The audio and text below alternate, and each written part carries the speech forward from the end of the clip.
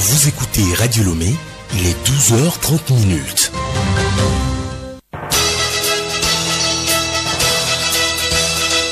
Le journal Hélène Assabi. Bonjour à tous et merci de choisir Radio Lomé à l'heure du grand journal de la mi-journée. Au sommaire, des manquements sont observés dans la gestion des affaires locales des communes de la préfecture d'Agouenivé. Une formation est organisée depuis hier à l'endroit des personnels et élus locaux afin de les corriger. RDC, les accusations de malversation dans la gestion de la riposte du Covid-19 se multiplient, notamment du côté de l'Assemblée nationale. S'il est officiellement saisi, le ministre de la Santé, Eteni Longodo, promet de venir s'expliquer devant les députés. Et puis sport football, l'ancien capitaine des Éperviers du Togo, Serge Kako, pense bientôt sécher le maillot dans un futur proche. C'est ce qu'il a déclaré hier.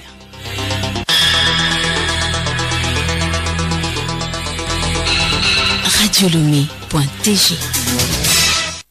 Mesdames et messieurs, une fois encore, bonjour. 30 jeunes maîtresses couturières de la préfecture d'Agouenivé ont bénéficié ce mardi de machines à coudre. Un geste du centre Alforcan Zongo de l'ONG Daret Aid. Ces machines vont permettre à ces jeunes filles vulnérables de démarrer leurs activités en vue de leur autonomisation.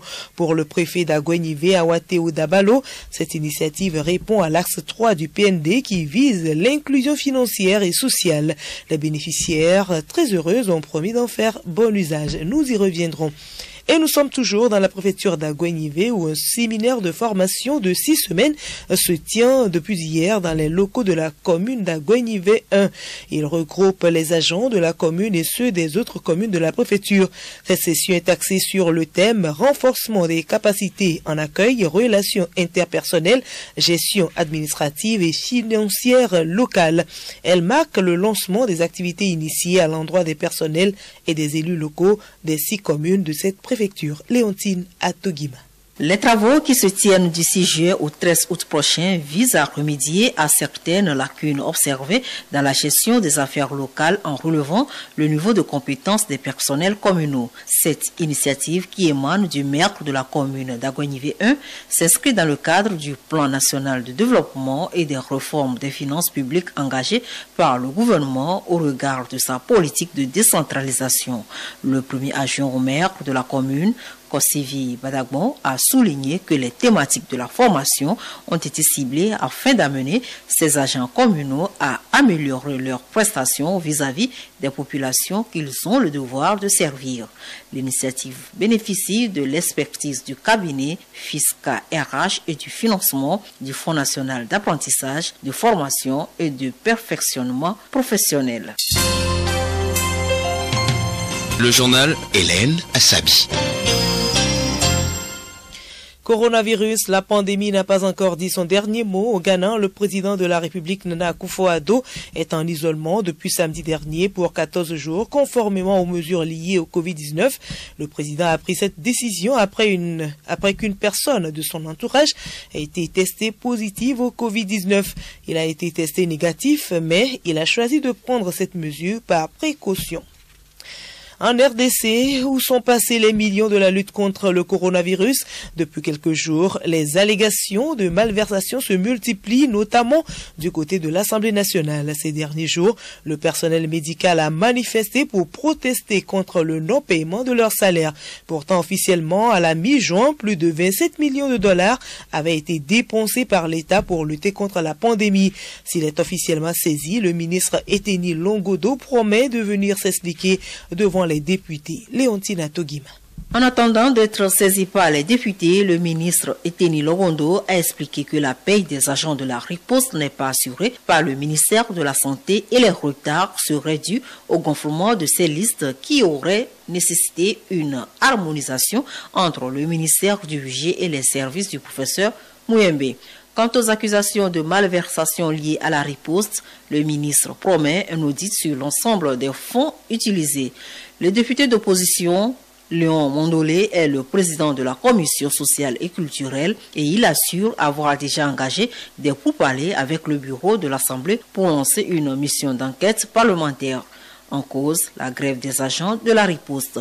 Il y a quelques jours, le professeur Mougembe, en charge de la coordination de la riposte, avait dit avoir reçu à peine plus d'$1 million, alors que 27 millions avaient été officiellement dépensés par le gouvernement pour faire face aux effets du Covid-19, ce qui avait provoqué un tollé. Le ministère assure pour sa part n'en avoir géré que 3 millions. Mais la grogne ne vient pas que de l'opposition.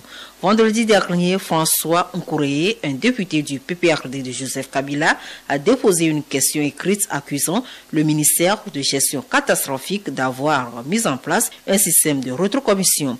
Jusqu'à 35% sur le paiement des hôtels et restaurants de personnes suspectes et infectées, mais aussi sur de l'argent destiné aux hôpitaux.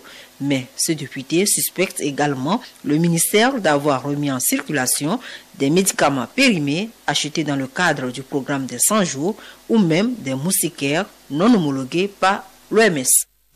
Coronavirus toujours à Melbourne, la deuxième plus grande ville d'Australie. Le nombre de cas de coronavirus ne cesse d'augmenter depuis une dizaine de jours, à tel point que les autorités locales ont annoncé aujourd'hui le reconfinement de l'ensemble de ces 5 millions d'habitants.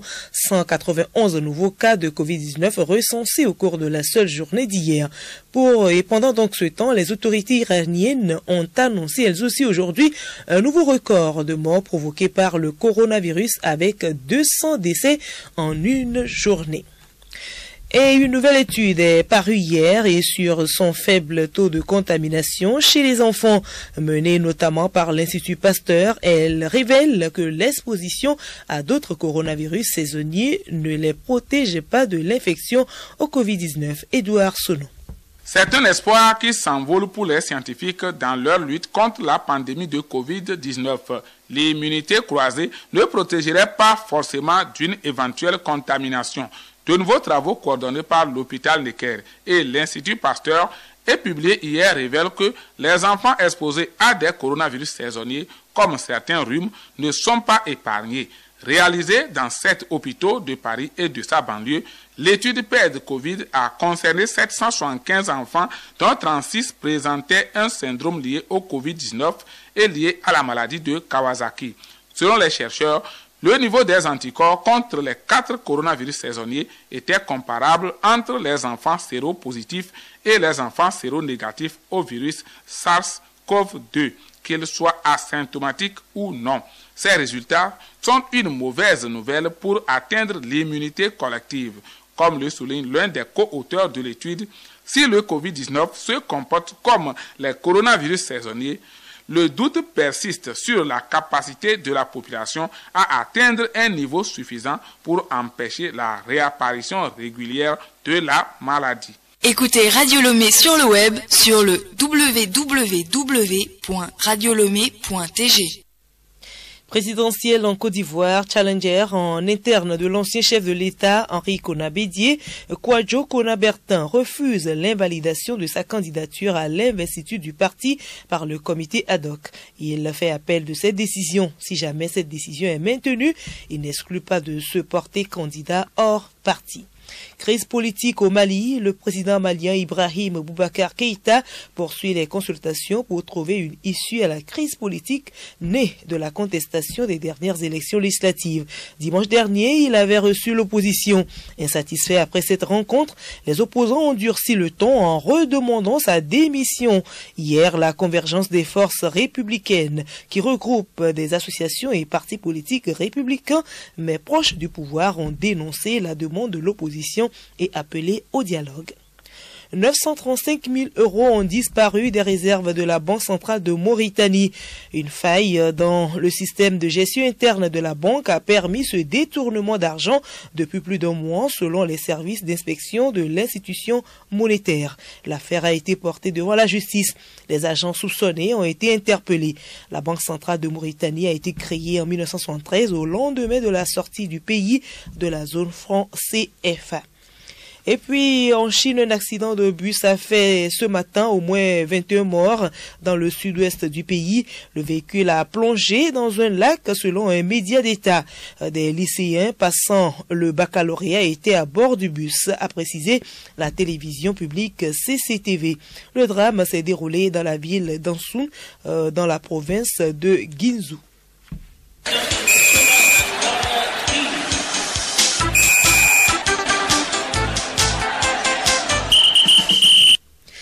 Sport football, l'international togolais Serge Akakpo pense mettre fin à sa carrière de footballeur.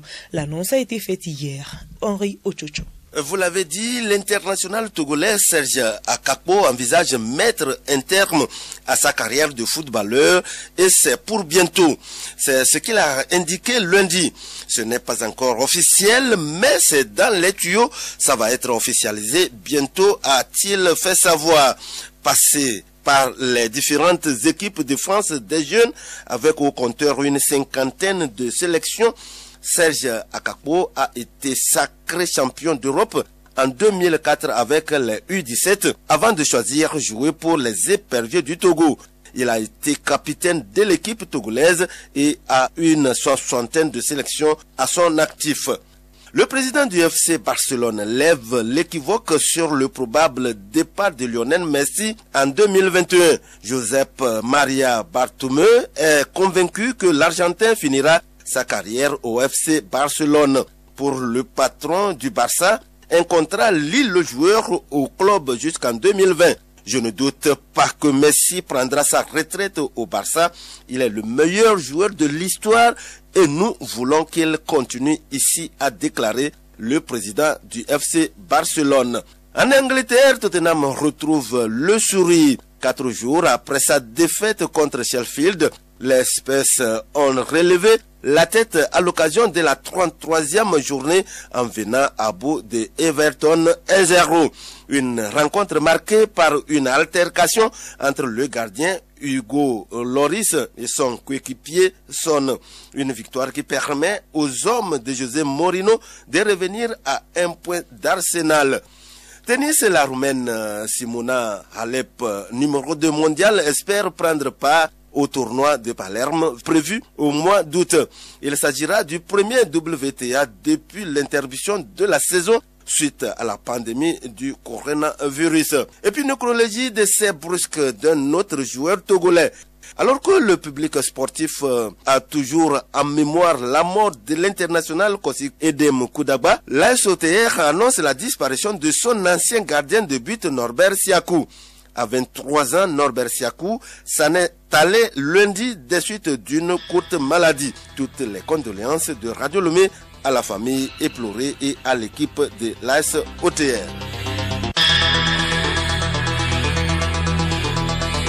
Au final à ce journal, merci de l'avoir suivi et le rappel des titres. Des manquements sont observés dans la gestion des affaires locales des communes de la préfecture d'Aguenivé. Une formation est organisée depuis hier à l'endroit des personnels et élus locaux afin de les corriger. Et puis en RDC, les accusations de malversation dans la gestion de la riposte du Covid-19 se multiplient. Et c'est notamment du côté de l'Assemblée nationale. S'il est officiellement saisi, le ministre de la Santé, Teni Longodo, promet de venir s'expliquer devant les députés.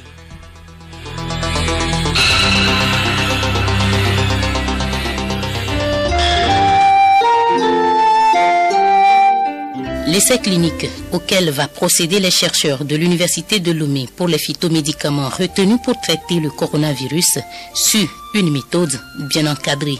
Professeur Ekoevi, épidémiologiste.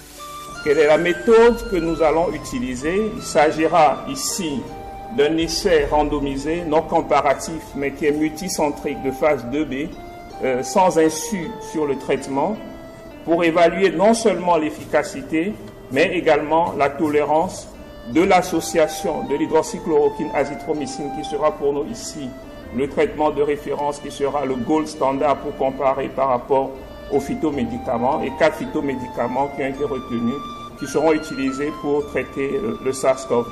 Ce travail sera réalisé sur les sites cliniques de prise en charge, notamment au CHR Lomé Commune, à l'hôtel Edaoba de Lomé Togo, et le laboratoire de référence qui permettra de faire tout ce qui est le suivi biologique, c'est le laboratoire de biologie moléculaire et d'immunologie, BioLim, de la faculté des sciences de la santé de l'université de Lomé. Quels sont les médicaments que nous avons retenus? Donc le premier médicament, c'est l'hydroxychloroquine et l'azithromycine qui sera évalué pour faire la comparaison. Et nous savons tous que des études in vitro en Chine ont démontré son efficacité, des études in vitro, en plus de son activité immunomodulatrice. Des effets bénéfiques ont été rapportés sur le SARS-CoV-2 plus marquée lorsqu'on associe l'hydroxychloroquine à l'azithromycine, mais cette combinaison entraîne également des effets indésirables, notamment l'allongement de l'intervalle QT qui peut provoquer des troubles du rythme cardiaque ou la mort subite. Aujourd'hui, nous sommes dans une situation très difficile en ce qui concerne cette molécule. Il y a l'arrêt de cette association dans les essais, notamment l'essai Recovery en Angleterre et l'essai Solidarity qui est porté par l'Organisation mondiale de la santé qui a décidé d'arrêter ce bras à base d'hydroxychloroquine et de l'azithromycine. Son autorisation d'utilisation a été également retirée aux États-Unis et en France. Mais nous allons l'utiliser puisque c'est le traitement que nous avons actuellement de disponible, qui se présente sous cette forme avec un comprimé qu'on donnera pendant x3 pendant 7 jours, associé à l'azithromycine. Le premier médicament, phytomédicament retenu, c'est l'immunotome. C'est un médicament utilisé pour booster l'immunité, mais qui a d'autres effets, notamment des effets antioxydants, antidiabétiques et anti-inflammatoires.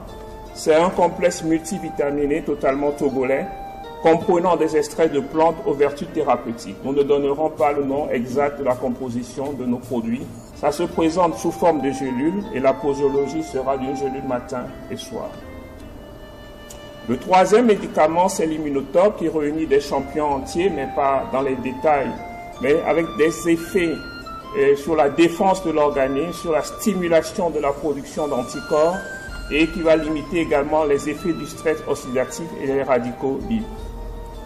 C'est un médicament qui est utilisé dans le traitement déjà de certaines pathologies, notamment de l'asthme, des bronchites chroniques, la toux, l'essoufflement, et qui améliore également la saturation en oxygène. Sa présentation, c'est sous forme de capsules végétales, et les patients qui seront inclus dans cet essai recevront 2 à 3 capsules végétales par jour de J1 à J7. Ensuite, nous avons Sécure qui contient du salicylate de méthyle à plus de 90%, qui est une substance analgésique à base de racines de plantes, utilisée dans le traitement des douleurs, des eczémas, des dermites allergiques, prurite et traitement de l'anémie. La présentation, ce sont des extractions et la posologie sera de 36 ml de produits purs par jour.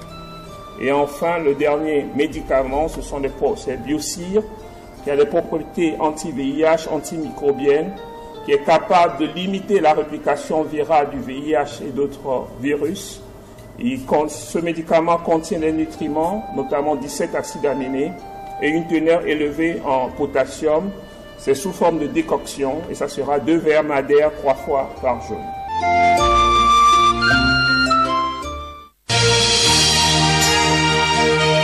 Radio Lomé, boîte postale 434, email radiolomé@radiolomé.tg. Radiolomé.tg